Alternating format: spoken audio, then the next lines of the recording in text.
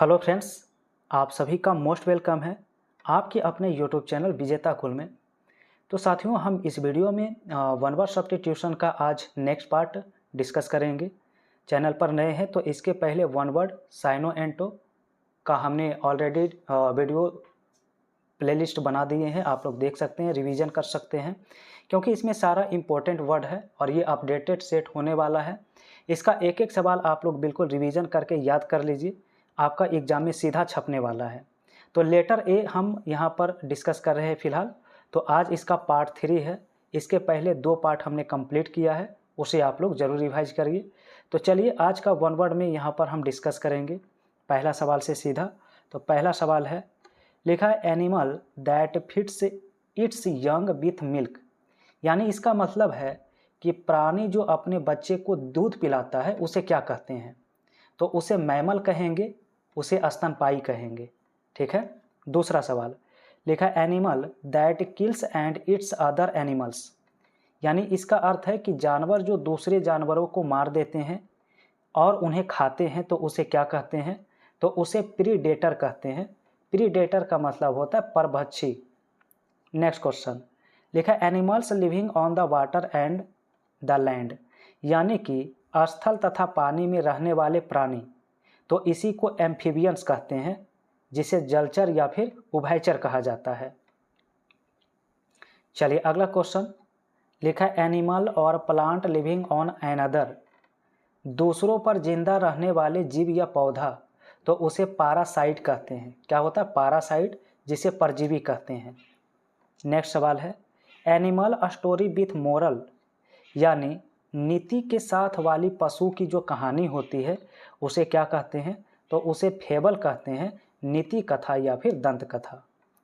Next लिखा है animal with 2 feet.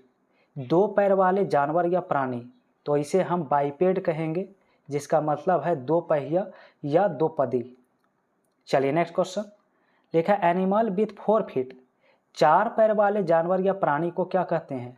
तो उसे क्वाड्रपेड कहेंगे, जिसका मतलब चौपाया होता है, यानी कि 4 पैर वाला जानवर। नेक्स्ट लिखा है एनेक्सस to help serve somebody.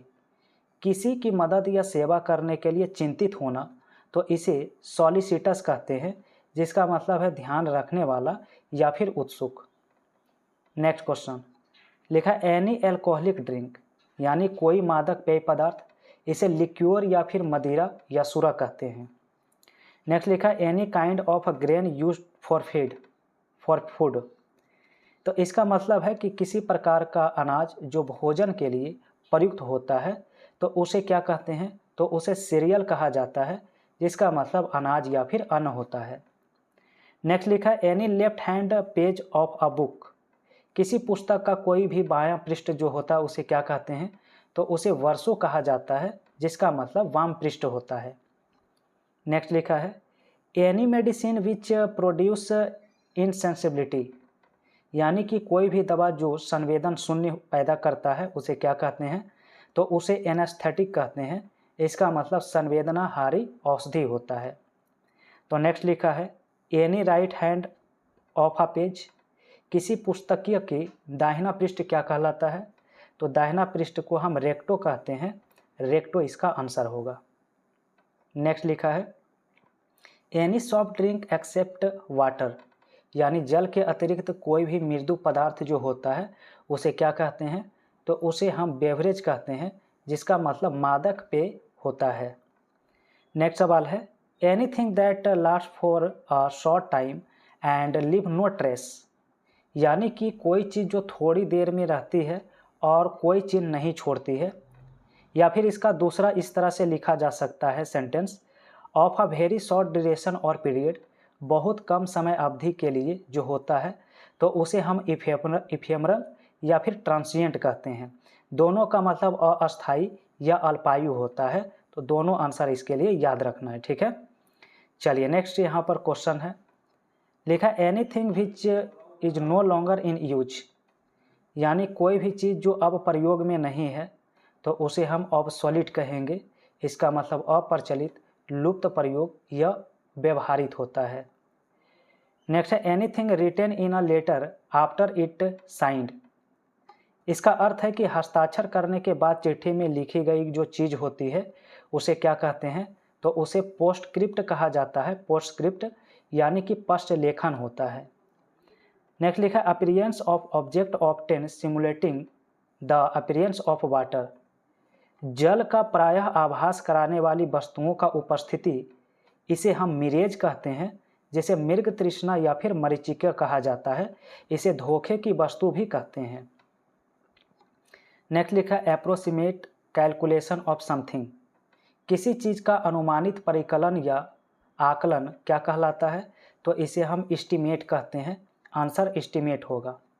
Next लिखा है area controlled by foreign ruler, यानी कि किसी विदेशी शासक के द्वारा शासित क्षेत्र या देश जो होता है उसे क्या कहते हैं, तो उसे कॉलोनी कहते हैं। इसका मतलब उपनिवेश देश होता है। नेक्स्ट है area of land almost surrounded by sea. भूमि का वह क्षेत्र जो सागर से करीब करीब घिरा होता है, तो उसे क्या कहते हैं, उसे पेनिनसुला कहा जाता है, जिसे प्रायद्वीप कहते हैं। चलिए अगला सवाल, area of land that it's controlled by ruler.